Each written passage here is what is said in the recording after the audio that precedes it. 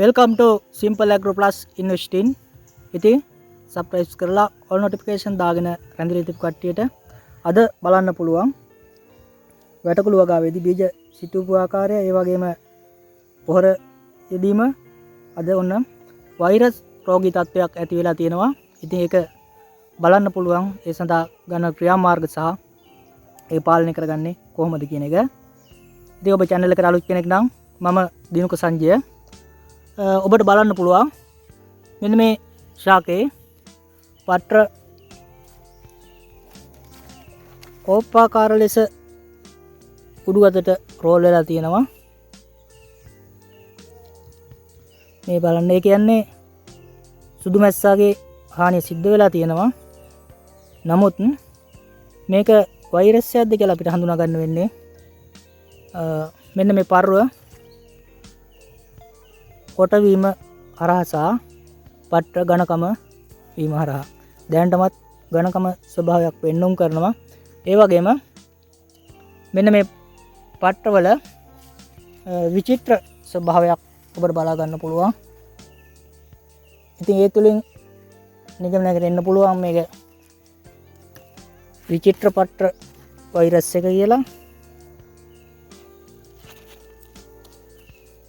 ඔබට බලන්න පුළුවන් මේක. දැන් මේ යටිපුස් රෝගය නම් මේ යටිපැත්තේ පිටි තියෙනවා. නමුත් මේ පත්‍රවල මේ විචිත්‍ර ලප හටගෙන තියෙනවා. ඒ කියන්නේ අනිවාර්යයෙන්ම කියුකම්බර් ලීෆ් මොසයික් වෛරස් එක තමයි මේ ආසාදනය වෙලා තියෙන්නේ. ඉතින් ඔබට ඒක හරියටම හඳුනා ගන්න වෙන්නේ තවත් ටික දවසක් ගිය ගමන්. මොකද මේ ශාකවල මෙන්න මේ ආකාරයෙන් පර්ව කොටවීමක් සහ ශාකයේ කුරු වීමක් සිද්ධ වෙනවා. ඔබට හොඳට බලන්න පුළුවන්. ඒ වගේම මෙන්න පත්‍රවල විචිත්‍ර ස්වභාවය ඇති වෙනවා. මේක දැන් අපි යටිපුස් හරි පිටිපුස් හරි රෝගය නම් ඒකේ පත්‍ර මුල පට්ට වලට තමයි මේක ආසාදනය වෙන්න ඕන. නමුත් මුල පට්ට වලට කිසිම රෝගී තත්ත්වයක් ආසාදනය වෙලා නැහැ. ඒක අපිට නිගමනයකට එන්න පුළුවන් මේක යටිපුස්සත් පිටිපුස්සත් නොවන බව. ඉතින් මේ වගේ වෛරස් රෝගයක් ආසාදනය වුණාම කරන්න තියෙන මේ වගේ වෛරස් රෝගය හඳුනා ගැනීම ප්‍රථමයෙන්ම ඒ සදා පර්ව කොටවීමක් සහ හොඳටම කුරු වෙනකන් ඉන්න අවශ්‍යකුත් නැහැ. පට්ටවල විචිත්‍ර ස්වභාවය දැක ගමන් හඳුනා ගන්න පුළුවන් මේක වෛරස් රෝගයක් කියන එක. ඉතින් මේක පාලනය කරන්න තියෙන මේ වගේ දුටු අවස්ථාවේදීම ශාකය ගලවා ඉවත් කිරීම. ඉවත් කරලා පුලුස්සලා දාන්න ඕන. දැන් මේක පැතිරෙන්නේ සුදු මැස්සාගෙන් සහ විෂ විද යසුරව බන ක්‍රොමීන්ගෙන් කියන එක ඔබ හොඳ ආකාරවම දන්නවා. ඉතින් මේ ශාකය දැන් බොහෝ දෙනෙක් කරන්නේ ගලවන්නේ නැතුව තියාගන්න එක. දැන් මේ වගේ තියාගන්න අවශ්‍යයි නම් දැන් මේ වගේ ශාකයක නම් ඒක අපහසුයි.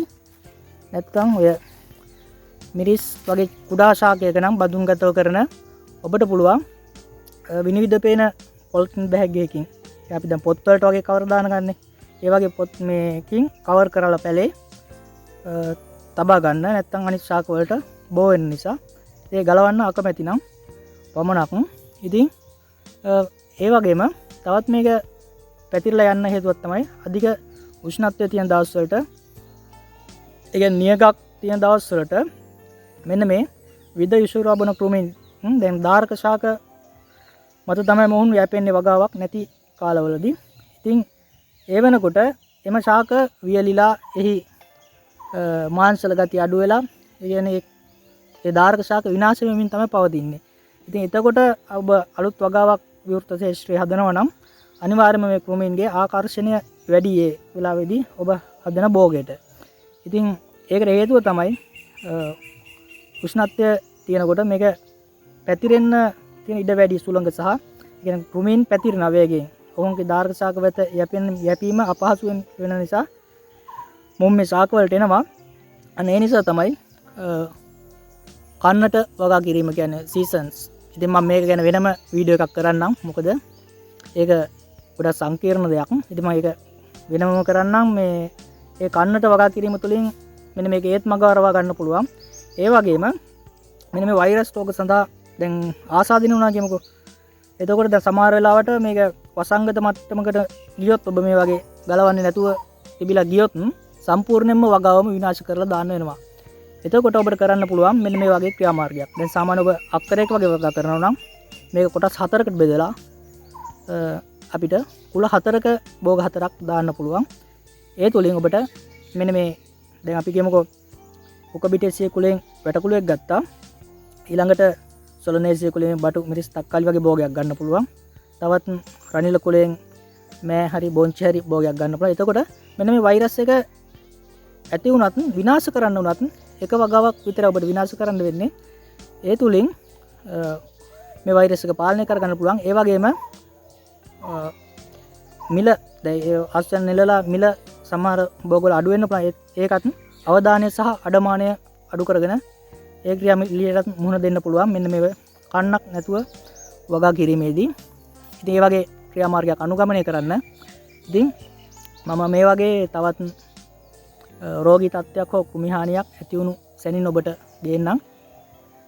ඉතින් සබ්ස්ක්‍රයිබ් කරලා all notification දාගන්න. මොකද මේ වීඩියෝස් මග හැරෙන්න පුළුවන්. ඉතින් බොහොම ස්තුතියි. හම්බ වෙමු තවත් දවසක.